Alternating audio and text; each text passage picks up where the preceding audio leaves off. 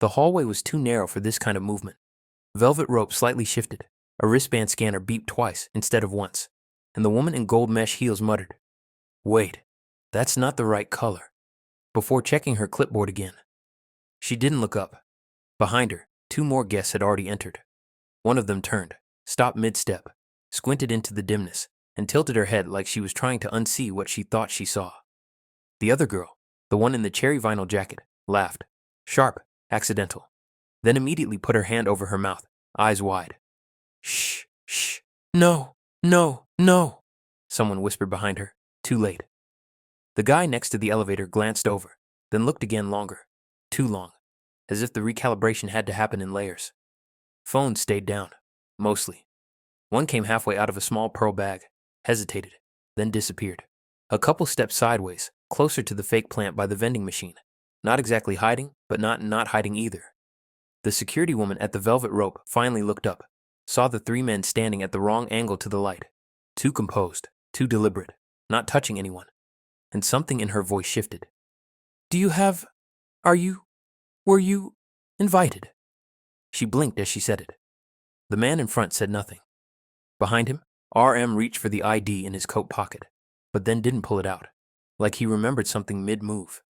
His face didn't register surprise, didn't register anything at all.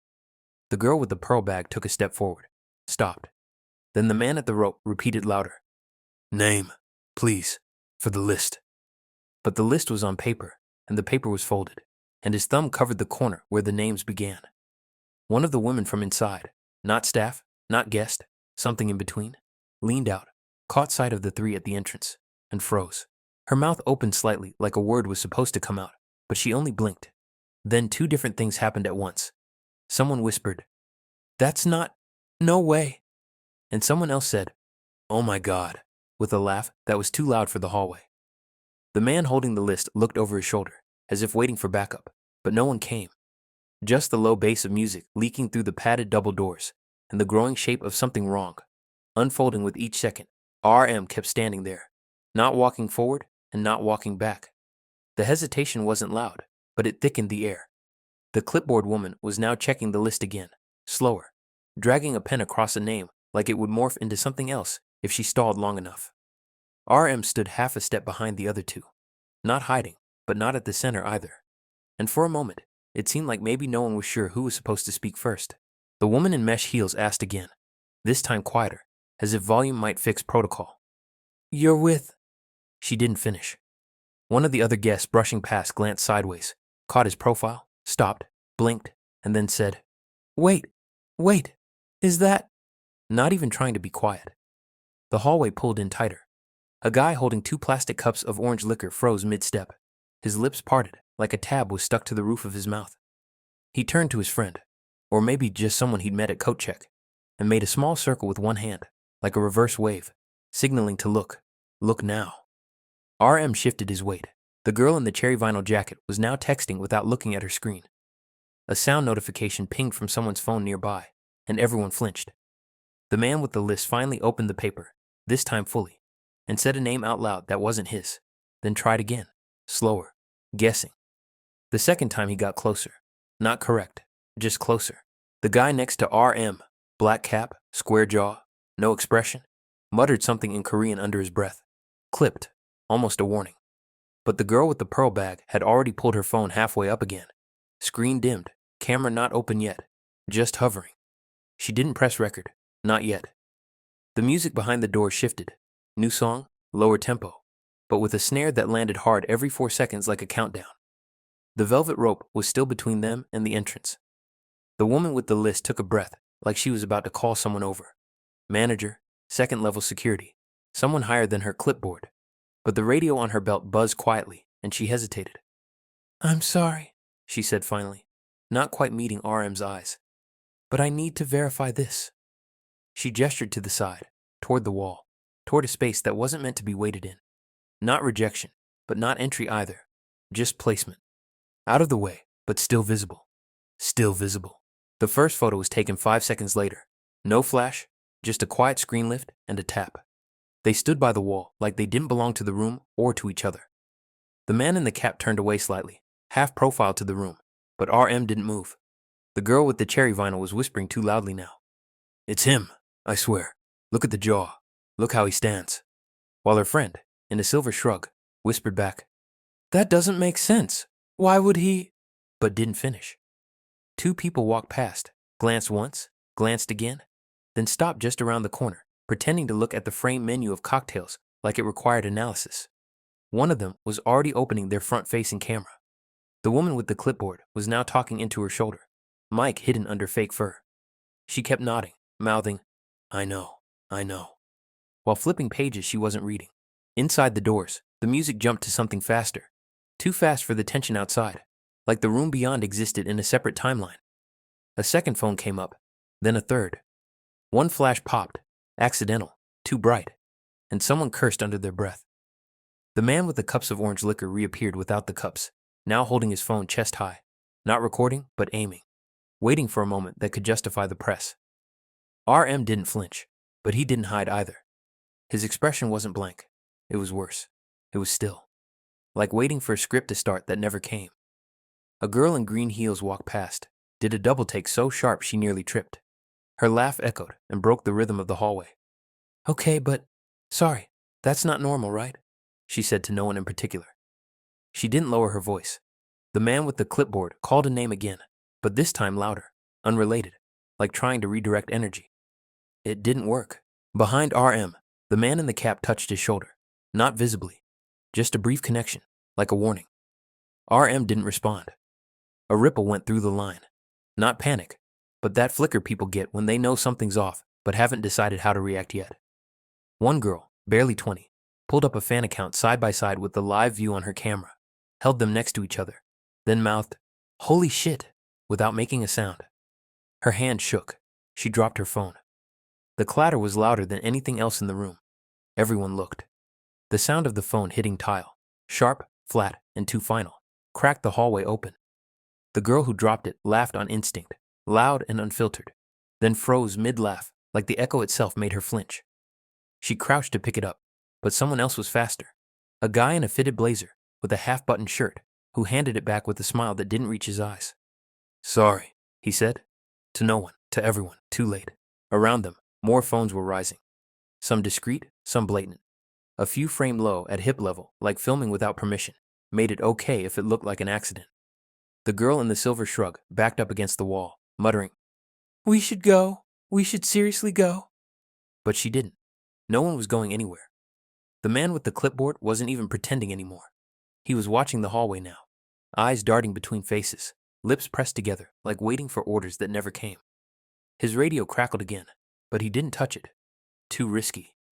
One of the double doors opened from the inside, just a sliver, and someone leaned out, tall, long hair, maybe a DJ or a host.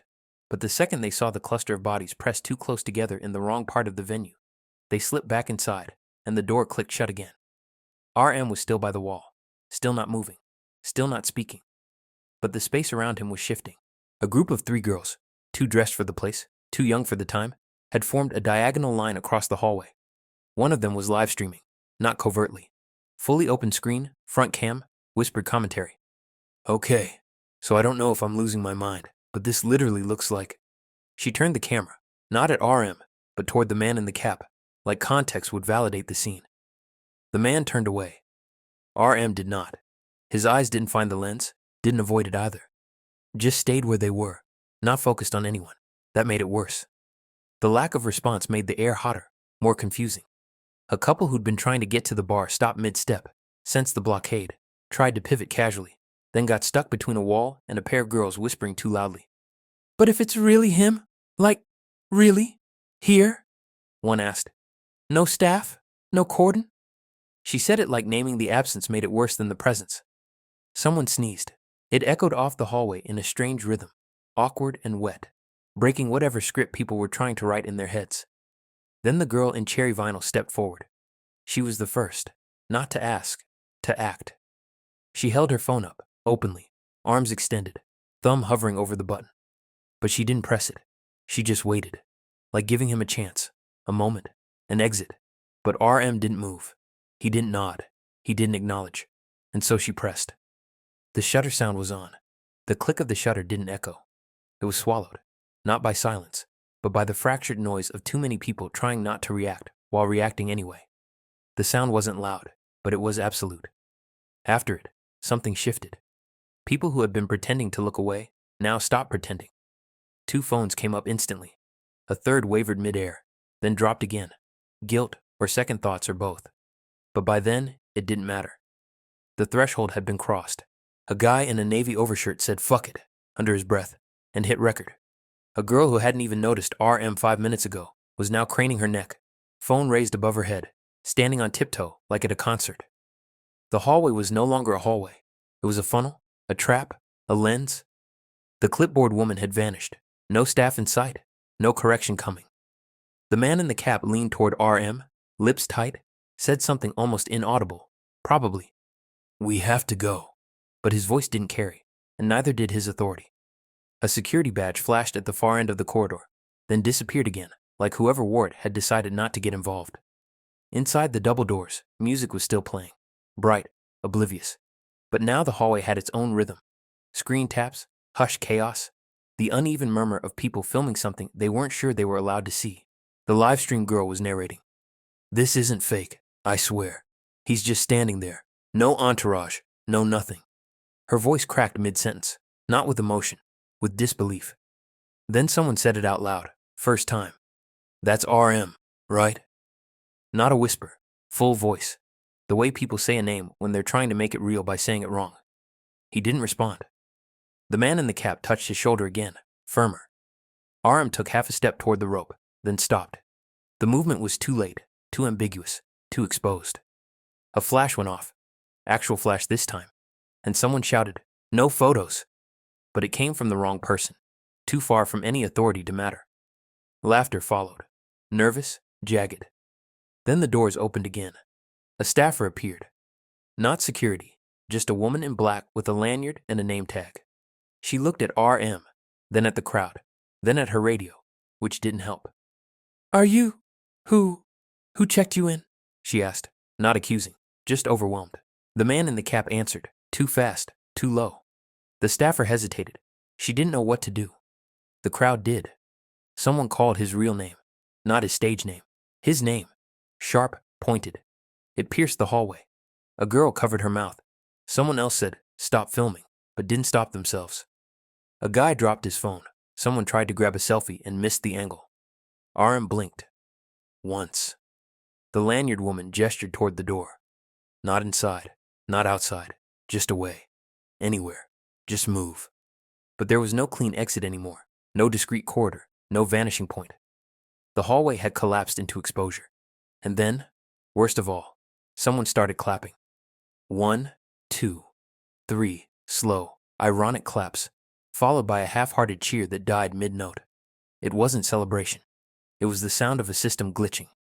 The man in the cap pushed forward. The girl in vinyl stepped back. The live stream cut. But the phones didn't go down. No one said his name again. They didn't have to.